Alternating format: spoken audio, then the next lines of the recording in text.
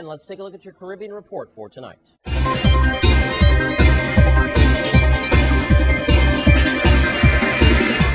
Nevis is honoring one of its best-known sons. The island's main cricket ground, Grove Park, is being renamed on Wednesday after El Comido Wallet, the left-armed Nevan spinner who was the first cricketer from the Leeward Islands to play for the West Indies. Wallet made his debut as a 19-year-old against Australia in 1973. He played 5 tests. In Antigua, police officers will continue to undergo lie detector tests as authorities aim to improve the image of the force. The police commissioner, Thomas Bennett, says the force has been working with the regional security system and private contractors to do the polygraphs. Mr. Bennett, a Canadian, has been charged with implementing reforms before his term ends in September. And the radical Muslim who led the coup attempt in Trinidad and Tobago 20 years ago to the day this week has defended his failed insurrection. Yassan Abdul Bakar, leader of the Jamaat Allah Musliminian, told reporters that he was only responding to political mismanagement, harassment of his group, and an alleged plot to kill him. Self-defense is human nature, Mr. Bakar said, spurning opportunity to offer regrets for the insurrection, which claimed 24 lives. Prime Minister Kamala Persad Basar said it would hold a commission of inquiry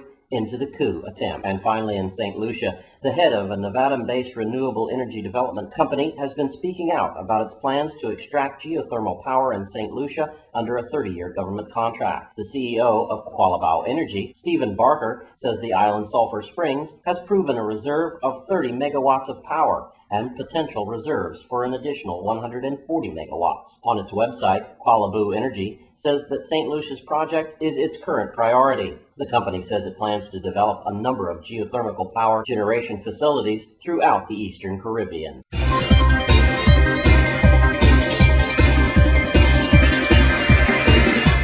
Well, that's your Caribbean report for tonight. Well, Governor DeYoung was on hand earlier today to cut the ribbon for a great cause, affordable housing. News Channel 8's Wes Small has the story. Thanks a lot, Jerome. We are in Scion Hill, and this is a gigantic event for us here with the governor, John DeYoung. Governor, thank you very much. I know you're getting ready to cut the ribbon and start this off.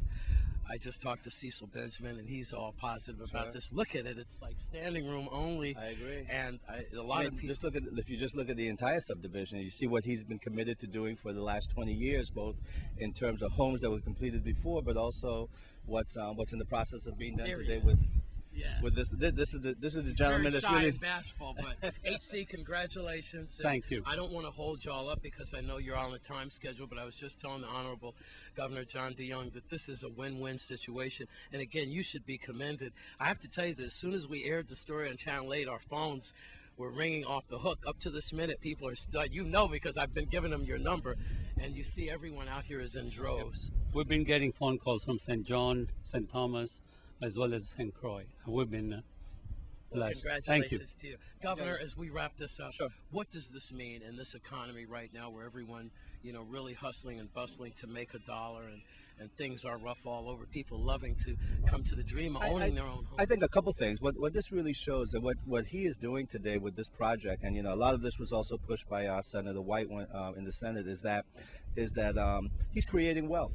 Because really what this is about is individuals having access to get financing at a very low cost, sweat equity, they're building their homes. He's carrying some of the land for a period of time so people can afford to do it. So he's opening up home ownership to a group of folks that may not have had the ability to do that. And he's utilizing government agencies to be able to do that. And out of all of this is wealth creation. And that's really what these home ownership programs are about. And he has shown that it doesn't have to be a government agency. It can be a creative individual that really cares. And to me, that's the compliment of today. And Governor, you have to be happy because he hired all local with the bulldozers and moving everything around. That's the part that really would keep our economy going. It puts owners, our small business owners get a chance, our workers get the opportunity, and the dollars stay in our economy. So really, HC, all the agencies here are making this possible. And if you look at the people who are here, it is very clear that this is something folks have been waiting for a very long time. Thank you, Governor, for spending time with us. Not at now all. You're going to go start the festivities. Thank you. Thanks a lot. Thank you, Governor. Bye-bye. John DeYoung. All right, well, there you have it. We'll try to get in now on the rest of the ceremony. But as the governor and also Cecil Benjamin mentioned, this is a win-win situation, especially for St. Croix.